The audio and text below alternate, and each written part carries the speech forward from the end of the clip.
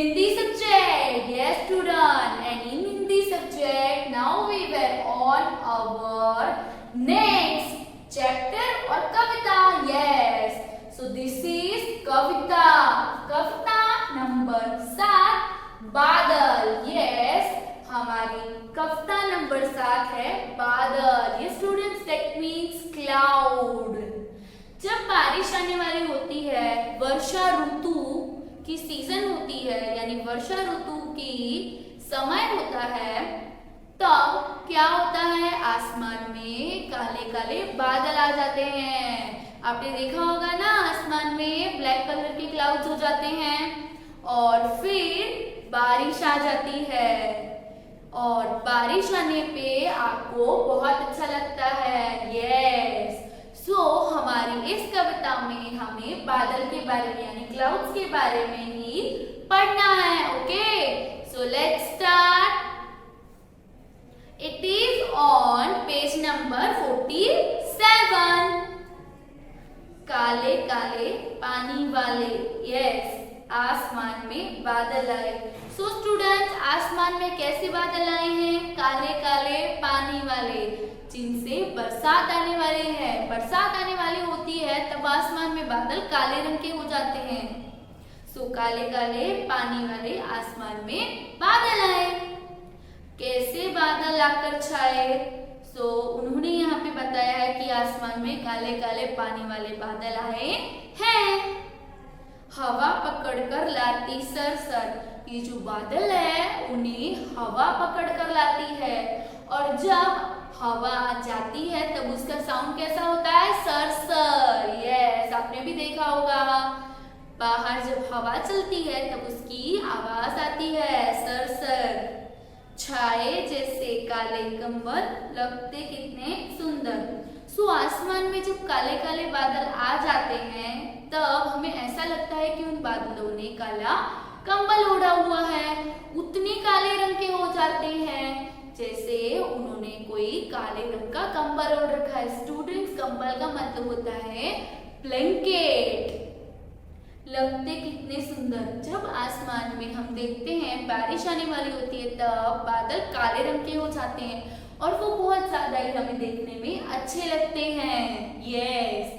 So turn the page for next stanza. बादल पेड़ों जैसे, भेड़ों जैसे, लगते जैसे चलते घोड़े, बन जाते हाथी के जोड़े. ये स्टूडेंट्स जो बादल है, जब आप वर्षा ऋतु में आसमान में बादलों को देखोगे तो वो आपको अलग अलग शेप्स के दिखाई देंगे, अलग अलग कलर्स के दिखाई देंगे, अलग अलग डिजाइन बनी हुई होगी उसमें. तो यहाँ पे कुछ डिजाइन बताई गई हैं. पेड़ों जैसे, सो वो कभी माउंटेन्स जैसे दिखते हैं, कभी भेड़ों जैसे दिखते हैं, कभी लगते जैसे चलते घोड़े. वो आपस में मिलकर कुछ ड्राइंग्स बनाते हैं. कौन, क्लाउड्स. कैसे लगता है कभी कभी कि हॉर्सेस चल रहे हैं. बन जाते हाथी के जोड़े. कभी कभी हमें ऐसा लगता है कि वहां पे क्या है, the group of elephants. Yes, हमें कभी कभी ऐसा लगता है कि वहां पे बहुत सारे हाथियों का झुंड बना हुआ है. सो अलग अलग तरह की आकृति जो है वो बादल आपस में बनाते हैं. वर्षा ऋतु के समय पर जब बारिश आने वाली होती है तब नन्हे जलकण गए भाप बन, उसी भाप से ठंडक पाई. नन्हे जलकण. सो स्टूडेंट्स, जलकण का मतलब होता है नन्ही नन्ही छोटी छोटी पानी की बूंदे. अब यहाँ पे हमारे शब्दार्थ है जलकण. सबसे पहला शब्दार्थ है जलकण. सो जलकण का मतलब होता है पानी की छोटी छोटी बूंदे. ये स्टूडेंट्स, जलकण का मतलब होता है कि पानी की छोटी छोटी बूंदे. और जब पानी की छोटी छोटी बूंदे जब जमीन पर पड़ती है तब ठंडक हो जाती है. आपको भी पता होगा कि मॉनसून की सीजन कब आती है. मॉनसून की सीजन समर की सीजन कंप्लीट होने के बाद आती है.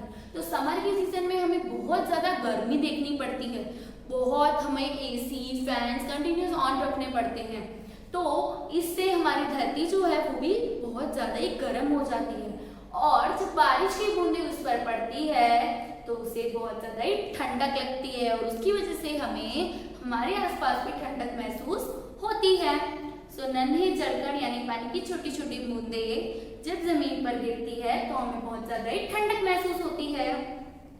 बादल बरसे बरखा आए। यस स्टूडेंट्स, बादलों में से पानी निकलता है यानी बादल बरसते हैं और बरखा आई। बरखा का मतलब होता है बारिश। यहाँ पे हमारा दूसरा शब्दार्थ है बरखा। सो बरखा का मतलब है बारिश।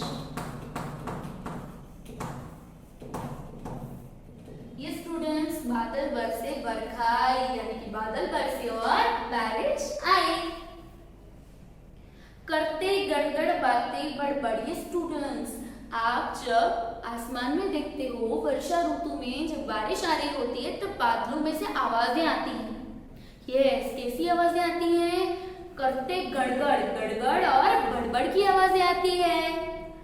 बिजली बादल को चमकाए, और वहां पे आपने देखा होगा आपको बिजली चमकती हुई भी देखने को मिलती है। कई बार आप उस बिजली को देखकर डर भी जाते हो। यस, सो बादलों में से कभी कभी बीच में से बिजली भी चमकती है। अंधियारे में राह दिखाए। उस बिजली चमकने की वजह से हमें अंधेरे में रास्ता देखने को मिलता है। यस, यहाँ पे हमारे दो शब्दार्थ हैं, अंधियारा।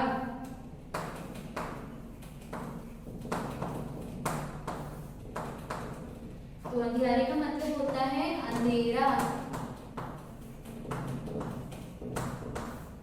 और राह का मतलब होता है रास्ता।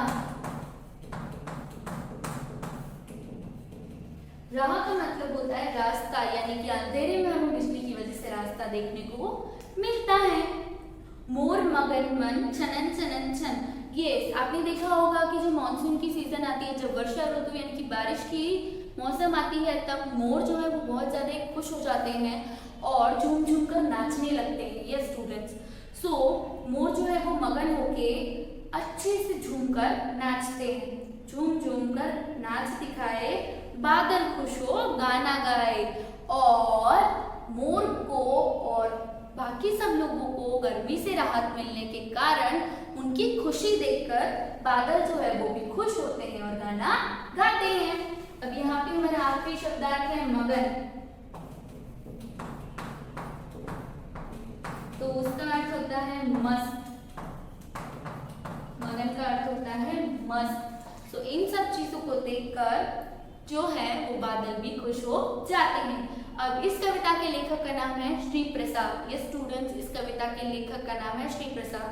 हमें इतनी सुंदर कविता दी है श्री प्रसाद ने, सो हमें उनका बहुत ज्यादा ही धन्यवाद करना चाहिए। स्टूडेंट्स, अब हम इस कविता को एक बार अच्छे से गाकर सुन लेते हैं।